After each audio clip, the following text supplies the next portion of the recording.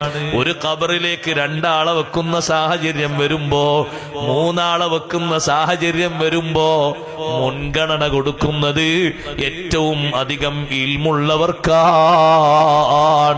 അതേ സഹോദരങ്ങളെ, ജീവിതത്തിന്റെ അവസാനം നിർവഹിക്കാൻ പറ്റുന്ന ഏറ്റവും നല്ല അമലും ഇൽമുമായി ബന്ധപ്പെട്ട് ജീവിക്കലാണ്. ആമുഖമായി ഞാനൊരു വിഷയം പറഞ്ഞത് നിങ്ങൾ മറന്നു പോകരുത്. നമ്മുടെ കുടുംബത്തിലുള്ള അശ്രദ്ധകളൊക്കെ മാറാൻ, അജ്ഞതകൾ നീങ്ങിക്കിട്ടാൻ ഇനിയും ഉലമാ, നല്ല ധൈര്യമുള്ള ഇൽമും തഖ്വയുമുള്ള നല്ല ഉലമാ പിറക്കണം. ഇൽമനുസരിച്ച് അമൽ ചെയ്യുന്ന ഉലമാക്കൾ ഇനിയും പിറക്കണം. സുബ്ഹാനല്ലാഹ്, അതിന് മുതഅല്ലിമീങ്ങൾ നന്നായി വളർന്നു വരുന്ന സാഹചര്യങ്ങൾ ഉണ്ടാകണം.